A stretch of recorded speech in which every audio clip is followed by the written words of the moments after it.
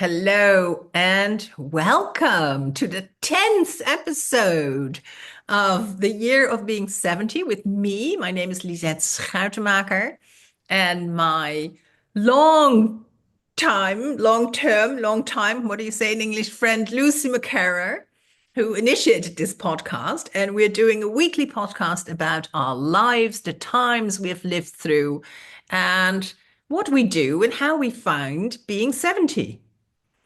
We do indeed, yes, and we're back after a short break. So, as Lisette said, this is episode 10, and we're sort of calling it a new season, but it's a new year anyway. So, we thought that this episode we would ask the big question of how do we shape our lives? And we'll be looking at three parts of that in a way. So, what would each of us like this year to? How would we like it to unfold? What would we like it to bring? And Lisette came up with an excellent question of, are we shapers of our lives or are we responders? And then finally, what would be a miracle for each of us? And I thought Lisette would have an immediate answer for that because she suggested this question, and now I find out that she didn't have one, and I don't know what it is yet. So we're both going to come to that towards the end. What would be a miracle for us this Well, year? I'd like to start with a miracle Oh, because okay, that that'll frames be it good. all. Because I was wondering when we wish each other Happy New Year, and I certainly wish everybody who listens and watches us a Happy New Year, whether they're 70 or much older or much younger. Um, then I go, what do we actually wish each other? Because what is happiness? And so I think happiness is, freedom from sorrow, which certainly is also freedom from war and famine and horrible situations that so many people in this world are in. And it is, on the other hand, the freedom to grow and blossom and fulfill our potential. But all of that, I think, is also I think we're happiest when we're in connection with self and with other people and the world around us, and maybe also the plants, the trees around us. But when we feel connected to the world and feel, in a way, loved and cherished. So that would be my miracle that, as For many you people to as feel that, possible, or for for everybody me to to feel, feel for that? everyone to feel that. That would be a real miracle. It would be. It would Yes. be indeed. Um, but then, there are so many horrible situations around the world. I kind of feel that I mean, it's absolutely a perfect wish, and but it would be an absolute miracle for that to happen for all those people who are But I in. don't give up on that miracle. No, no, no, and that's absolutely right. So Lisette, specifically you, how would you like 2025 to unfold for you? And it's an interesting year because we're a quarter of a century into this century suddenly. And it doesn't seem that long ago to me since the year 2000 and the Y2K bug and all that sort of thing. And Yeah, we somehow thought it's all the just, computers would yeah, go random or would stop. And we were, I mean, less computerized or ICT than we are now, but it was still yeah, kind of a bit of a you. And now yes. we are already 25 years, quarter of a century into the new millennium. Yeah, extraordinary. So Yeah. for this year, what are your hopes and wishes and plans, perhaps? Do you actually, I'm interested to know, do you set yourself goals for a year? Do you have New Year's resolutions? How do you think about the year My coming? New Year's resolutions. I was talking about this with my sister. She asked this too. And I said, my New Year's resolutions are always the same, to be more kind and more patient. So I do have a New Year's resolution, and I call that within myself is no more combining. And combining is when I go to see a friend, and then on the way there, I think I can go to the bookstore, but then I have too little time, and then I'm, kind of stressed in the bookstore because I can't immediately find the book, and there's another person, and they talk to the cashier person, and then I get into these unkind situations. So no more combining is my New Year's resolution. And do you have New Year's resolutions? I don't know. I'm not I kind of push back against the idea of setting very firm goals or having resolutions or having things that I feel I must achieve, because then I either I either fail and I'm disappointed, or I feel under too much pressure. I don't like having that sort of set, I don't like having things set in stone very much.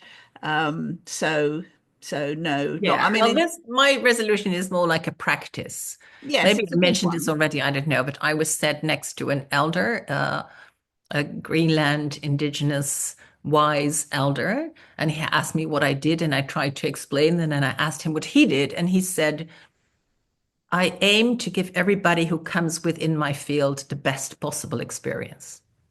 Oh, that's lovely. That's And very, I think that's, that's yes, that doesn't, such a good practice. that's very good practice. And it doesn't feel to me like one of those goals where you put yourself under pressure to achieve something by a particular time. It's just a lovely idea to be better. Yeah. And that, yeah, that Yeah, works it's for me. basically be a better person. So I could have all kinds of goals, like do more impact investing, or finally finalize my book on the money issue, what to do with money when you have more than enough. That would be a really good goal. But I don't know. I haven't set myself those kinds of goals either. So how do you visualize the year unfolding? Because I'm sure most people at the beginning of a year, we have some kind of mental picture of either what we want to happen or what might happen. So how do you visualize the year ahead, if nothing else? Yeah. Well, so I have plans until the end of March. Kind of, I have plans up until and including the eldest daughter retreat at Findhorn, which Uh-huh. is, let me advertise, 21st to 24th of March. We'll be gathering in Findhorn with firstborn women only. But after that, I have some events planned here and there, but I like that it is still quite open and it will shape itself through basically through events that I will attend, like conferences or yeah, gatherings, and then I'll kind of glue something to that. And so from say April 1st, it's still quite open. Mhm. How is that for you? Yes, I think that's sort of similar. I think I've taken to seeing the year in quarters, because that's a sort of business thing to do, and we talk about this quarter campaigns, for example, PR campaigns or marketing campaigns at Rethink Press for 4 quarters of the year, and what we're going to do in Book Magic. So I suppose, I don't know, my year kind of is sort of looking like quarters, and like with you, the first quarter is the busiest because it's or the most planned, because there are certain things that are going to happen. For example, my Book Magic will come out in the first quarter. It's now been edited, and I've got some lovely illustrations for it. So it's sort of heading towards being typeset now, designed and typeset, which is exciting. So I hope This it is your will. final book about how to write a book, right? Yes, that's right. And this is the one, how to write a book with the phenomenal tool you have developed with AI. Yes, that's right, which is also called Book Magic. But it's not, I mean, the book, you can read the book and follow the book and do what the book suggests without, you don't have to use Book Magic, the AI tool, the app, but it will work better if you use the two, I think. But some people just don't want to do that, and that's absolutely fine. So it is still, it's basically my accumulated experience over the last 13 years of having mentored, over 1,000 entrepreneurs through this process of positioning and planning and writing their book about their business. And it's not just about the kind of physical acts of writing. It's not just an intellectual experience. It's also very much an emotional experience. As I'm sure you know, writing a Yeah. book is an emotional experience, and Yeah. you go through ups and downs. But I've tried to sort of put that in the book as well, and particularly say to people, if you, when you get to, because it's not if, it's when generally, when you get to the point where you're thinking, oh, this is rubbish. Why am I writing this? Nobody's going to read this. It's a terrible book. I know nothing. Everybody knows this already. Um, it's not you. It's not your book. This is what happens to everyone. It's part of the process of writing something as substantial as a book. I mean, this is very different to writing an article or a blog post or, shorter form writing or publishing. But a book is a substantial piece of work, and it will take you time, and you will go through emotional ups and downs. So I try to say in the book, this is normal. Accept this. Just, don't get upset by the emotions. Stand back from them. Keep going. You'll get to the place where you realize that actually you've written something really amazing. And it is I yours. so recognize this. I so recognize this. I was on a writing retreat with my friend Marilu, and then kind of had other things. This happened in the summer. And then we showed to each other what we'd written. And I was like, oh God, can I really show her this? This is like also rubbish. And she read it and she said, people don't know this, Lisette. People, I think it's valuable. I'm like, really? And Yeah. because my kind of thing is that I think what I've written before is kind of rubbish, and then I start again. And sometimes I basically write the same, and sometimes I write something different with a different angle because that angle will work where the other one won't. And so to keep on keeping on is really a thing while Yeah. writing. I think that's almost perhaps the main message when you're writing a book. Keep on keeping on, Yeah. because you will Yeah. get to the end. And when you write your first draft, it feels like that's everything, but it's not, because you go back, you do your editing, you revise it, you show other people, you get beta readers, you get feedback, Yeah. and then it goes to a professional editor, and that it's a long process. I mean, not that long. It doesn't take forever, but I mean, it's not. It goes through several iterations, and that's what you have to remember. It's never like, oh no, this is awful. I have to stop now. It's too bad. There's always a next stage where it can improve, and you just have to keep going. Indeed.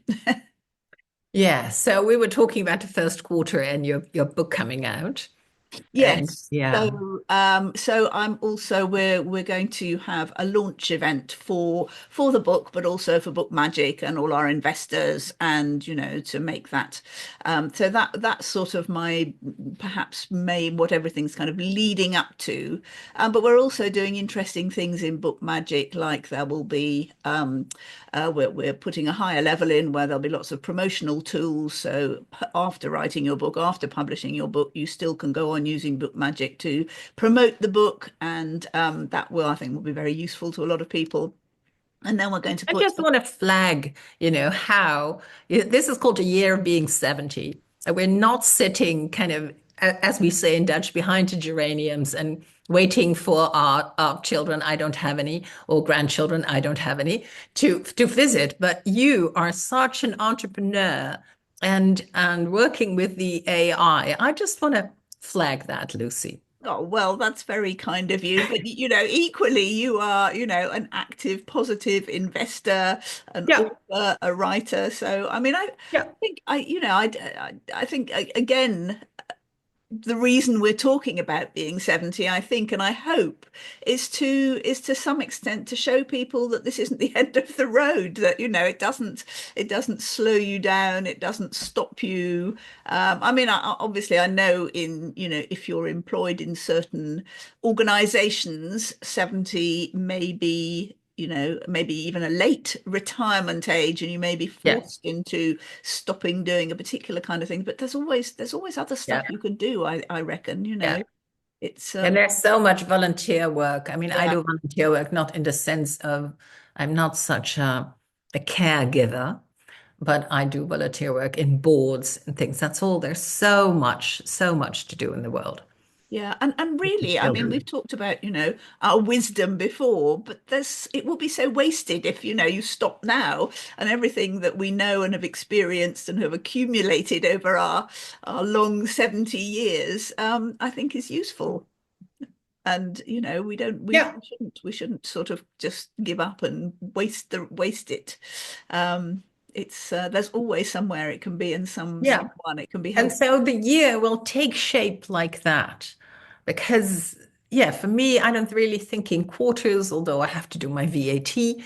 But otherwise, it just month by month, things come into the diary. And then, yeah, Yeah. I have, yeah, quarterly board meetings for some boards that I'm in and annual meetings and all these things. And so we had this question, are we shapers of our lives or are we responders or do we shape by responding? Yes, I think that's such an interesting question. I sort of know what I do, but tell me how you see yourself in that dichotomy, if it is a Yeah, dichotomy. so I think I'm more a responder and I really love life to unfold. I like that term of unfolding like a flower, like leaves. Um, the fern kind of unfurling itself and not be fully planned. And I do like some structure here and there. So some pegs to hang things on. Yeah.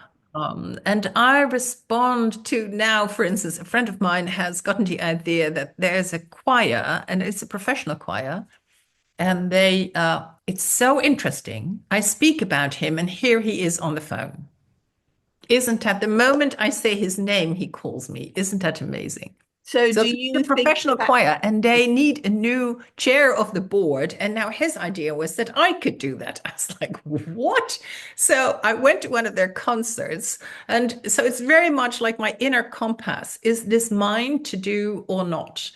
And why would I do this? Because I don't want to do it just to keep busy or I want to do it because I feel it has my name on it, and that's maybe the most. So there's real feeling into those kinds of things. So I aim to choose, and then of course with all those roles that we play, there's endless kind of meetings and calls and minutes and things to think about and read about and yeah, so that's how it takes shape. Yeah, that's interesting. So do you believe that when you're thinking of someone like that or mentioning them and they ring, do you believe that's coincidence or do you think there's some other force at work there? Well, I love to live in a universe that is somehow, connected and attuned. Now, I must be honest and say I called him this morning, so he's Oh, also right. calling back. But it was still interesting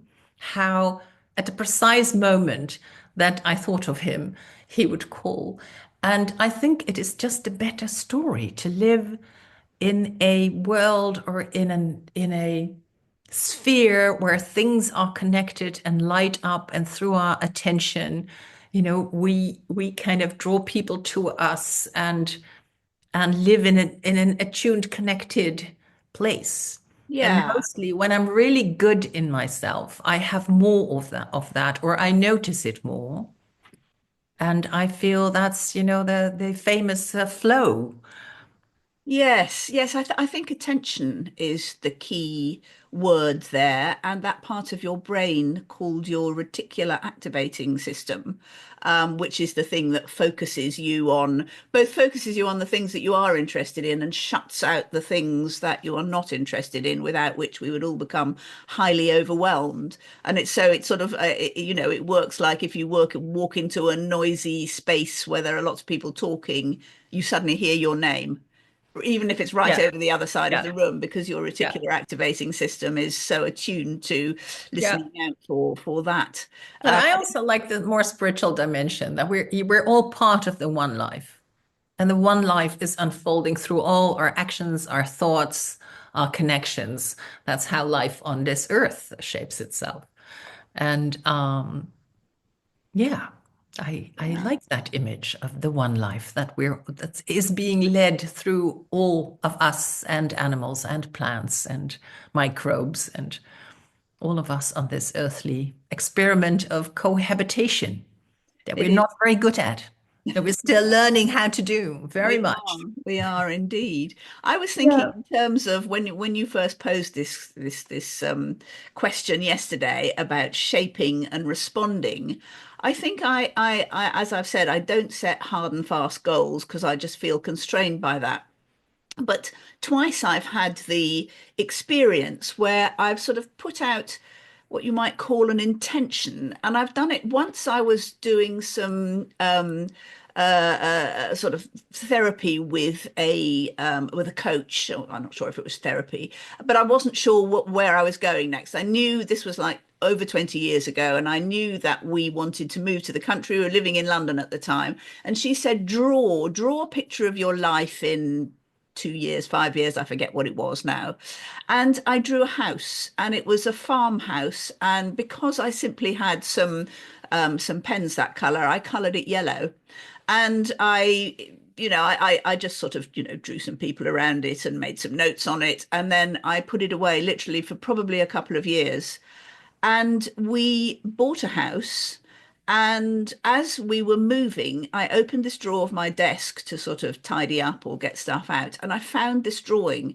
And I realized that the house that we'd bought looked almost exactly Yeah. like the drawing. And, I don't know whether that was simply because I held that picture in my head all that time. And so I was attracted by, the house in the estate agents. And that's what happened. Or whether, there was something bigger, like, there was a vision inside me that sort of created itself. And the other thing that I like to live in that second reality. yeah, yeah. Yeah, I mean, and I guess it's a choice as to how you interpret what happens. But the second time that something like that happened to me was about 15 years ago. I did a course on teaching adults because I suddenly sort of was in a difficult situation. I thought, oh gosh, I need to do. Why have I not got a career? Why have I always been a stupid entrepreneur and a freelancer? I'm kind of, I now have. I'm in a position where I really need something solid. So I did a teaching course, which was absolutely life-changingly brilliant, extremely difficult. I was in my 50s at the time. But I knew by the end of the course or before that I would never be able to go and be a teacher.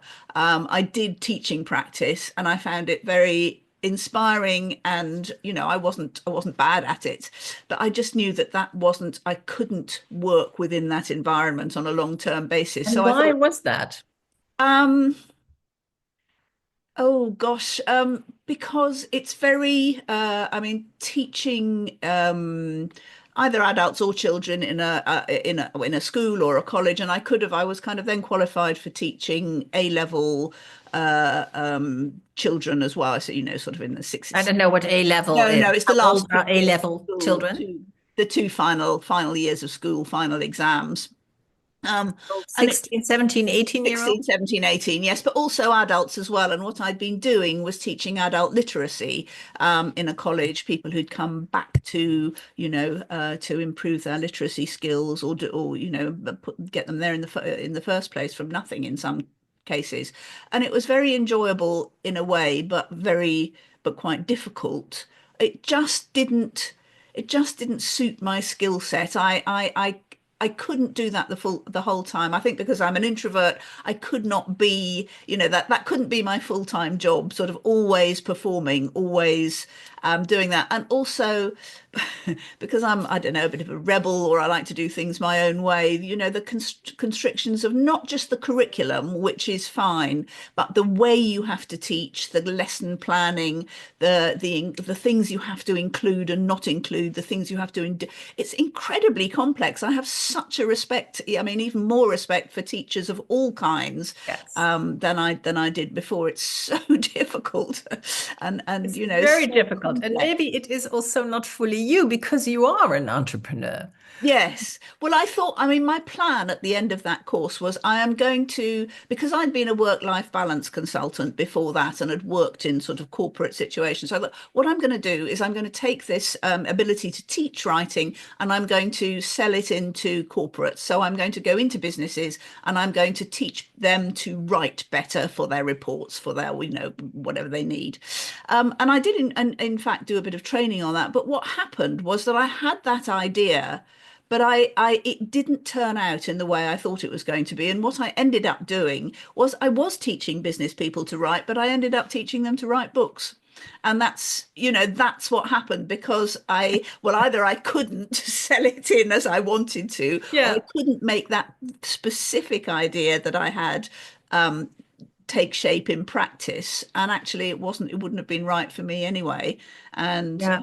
what I did end up doing has been brilliant. And But that's so interesting. So you go take a course to achieve something, and then it's not the something, then it is something else. But it's very useful that you did the course, right? yes. I was a teacher for 1 year too. Oh, I didn't know that.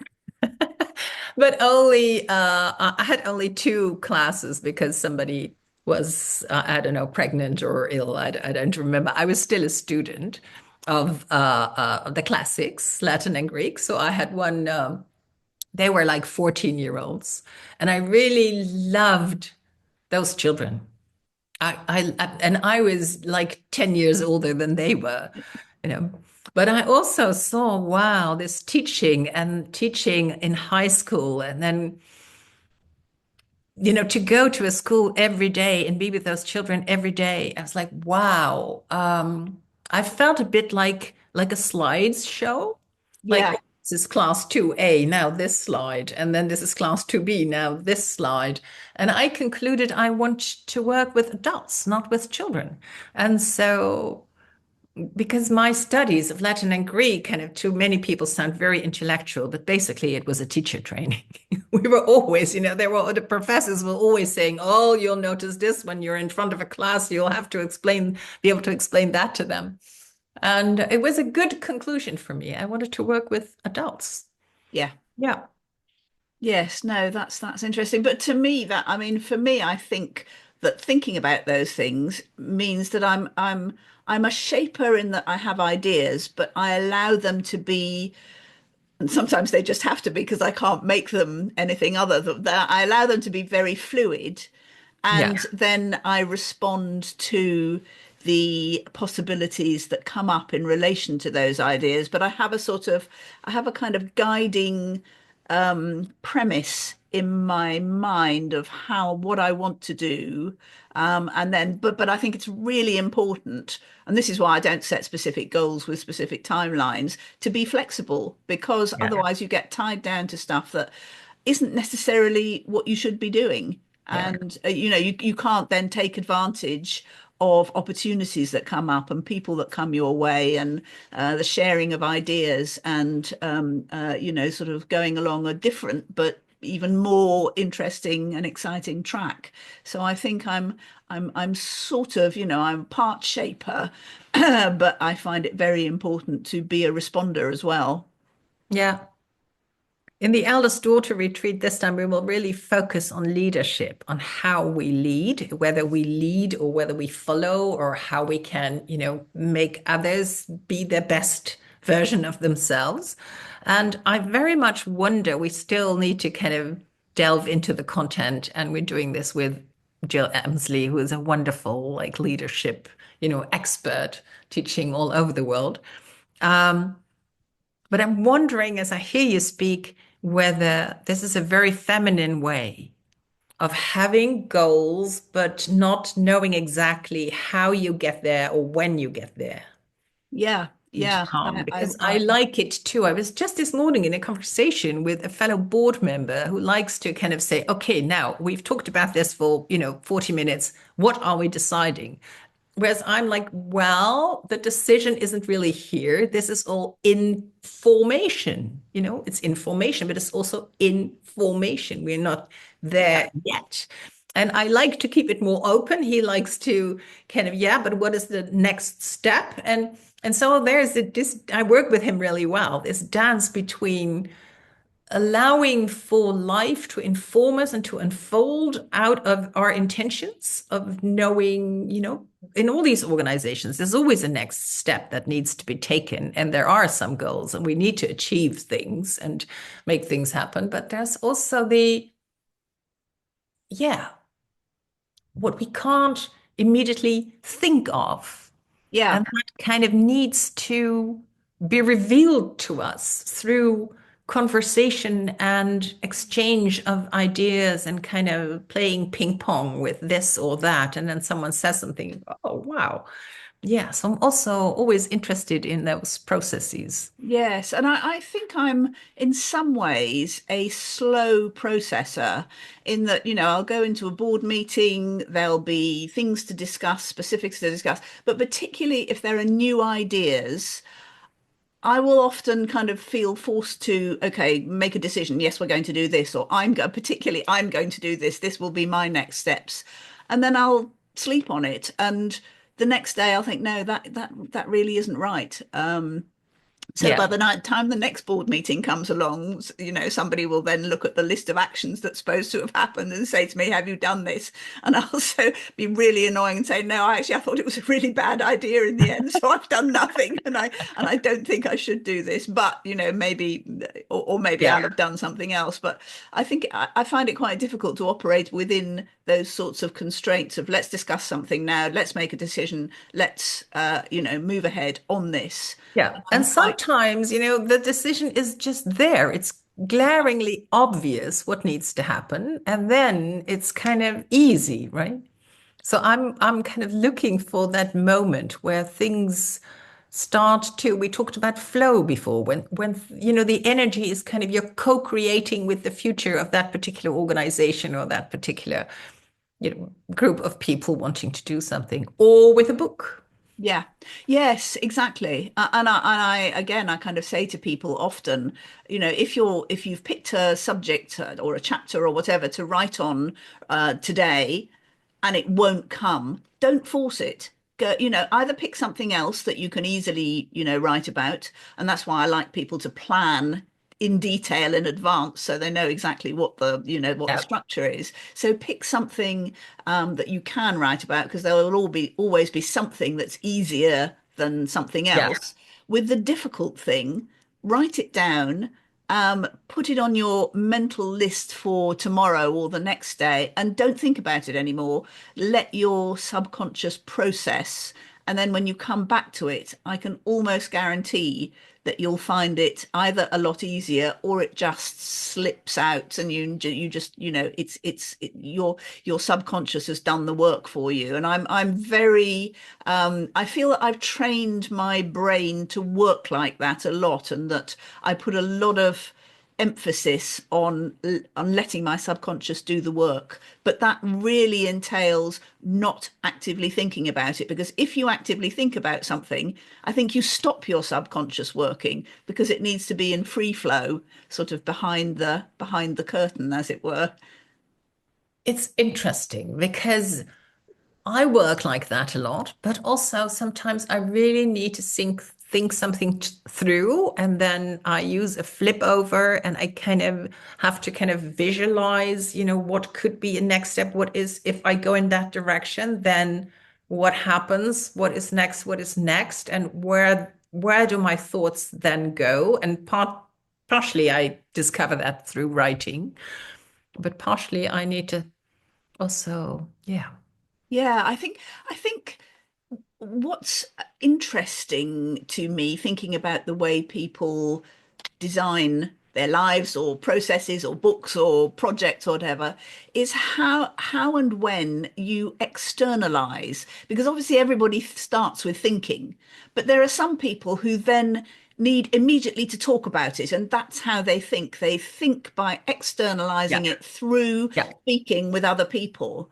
And Yeah. I'm almost completely the opposite to that. I need to, I mean, I do, I might sort of talk and listen, but I have almost a horror of externalizing anything before in my head I've created what I call my wireframe. And I need to have the whole picture, even roughly in place, before I can talk about something or externalize it, either in writing or talking to people in a way that I feel comfortable with. So I often marvel at how people can sort of talk through, half-baked ideas. It's just sort of going all over the place. I can't even do that. I can't, and I really do not know what I seriously think until I see it written down on the screen or a page. It's the Mhm. writing process for me that Mm. gives me the detail of my own thinking, and then I can talk about it. So I have to create a PowerPoint before I can give a presentation. And sometimes I have to write the detail of what I'm going to say to each slide. Sometimes I just know it, but I have to have the whole thing in place before I can start working on the detail. I can't sort of talk about little bits. Oh, we could do this here or that there. It doesn't. I'm not good at doing that. How does your kind of project development work? Well, with book, of course, when I wrote The Eldest Daughter Effect, I spoke to people about their, family situations for like a year and a half, and it was great fun. It was wonderful. I could speak to anyone and ask them, what is your place in the birth order? And they would all come, stories would come gushing out. And some I thought, oh, I can insert this little bit right here. And it really enriched up to the final day. It enriched. And then I spoke about, not having children to people or having children and how that was and why they had them. People always ask, why don't you have children? People hardly ever ask, why do you have children? But that was also No, a really good question to ask. definitely. Why did you have them? And then I did a book on widowing, which has only come out in Dutch, and so I had a year of talking about loss and grief and how we do that, and that was beautiful. And now I speak to people about money, and everybody has stories about money. So in that way, I speak about my topic, about my subject, but I don't really speak so much about how I write. That is more an intimate process between me and my thoughts and my fingers. But that's where I'm interested in the process, because I can see that the research process and talking to people and getting the stories is great fun and fascinating. And you're kind of putting them in place and thinking, oh, here's a theme here, and several people Yeah. have said that, and I'm going to do a chapter on this. But when it comes to starting to actually put it all together and then to start writing, what do you do next? Well, I will try and have chapters. And then in the chapters, kind of allocate stories, but also other books that I have read, the research that I've done, and then write it from there. Yeah, But I will not have the whole thing thought out, not at all. That really happens in the writing and in being with each part of yeah, the whole of the book. Yeah. And yeah. then at some point when it really it's so when kind of chapters start to refer to one another or talk to one another, or a person who is in chapter two kind of resurfaces again in another chapter and needs some that's what I really love. Yeah, Yeah. that's the magic. That's when it starts Yeah. I think that really. my best example was a childless living, because I really couldn't get it together. I did not see the structure, and I called the publishers and said, I need more time. And they said, okay, well, if you need more time, how much do you need? I said, a year. And they said, well, it's already in the catalog. You can have a month. Oh my God. And then it's a four-part book, like the four seasons of our life, spring, summer, fall, and winter. And then suddenly I had it, and I wrote, I think in 2 weeks' time, I wrote each of those four, segments, which each have like 10 or 12 sub chapters, and very focused, very concentrated writing. There's nothing like a deadline to get things There's moving. nothing like a deadline. Yeah. So what I ought to do in this year, 2025, is get a publisher Yeah. with a deadline, because then I will write my book, and then I can no longer kind of dilly-dally and start over every other week. Well, that was what I was going to say would be my miracle because over over the Christmas holidays I started writing my novel, or I got far enough into it for me to feel that it's real now. It's kind of like a world. I know where who the characters are. I know where things are going anyway because I have my mental wireframe. But it changes as I write. So exactly as you say, the characters sort of develop and new ideas come in through the writing.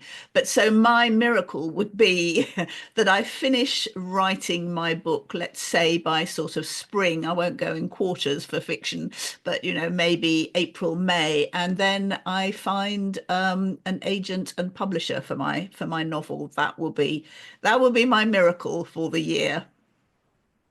Well, I think that's a good note to end this 10th episode on. We spoke about miracles. We spoke about what we envision for the year 2025 and whether we are shapers of our life and our work or whether we are more responders. And I think we're both a bit of both, and we have some very interesting plans for the year. So, yes, Absolutely. that has been a very interesting discussion. Not exactly how I envisaged it, but I think we've talked about some really Well, interesting. that's life, isn't it? That is And we'll do exactly it life. again We next had week, some big Lucy. ideas, and we kind of we responded to them. Yes. Okay. So, see you Well, next week. we'll see you next week. Goodbye for now.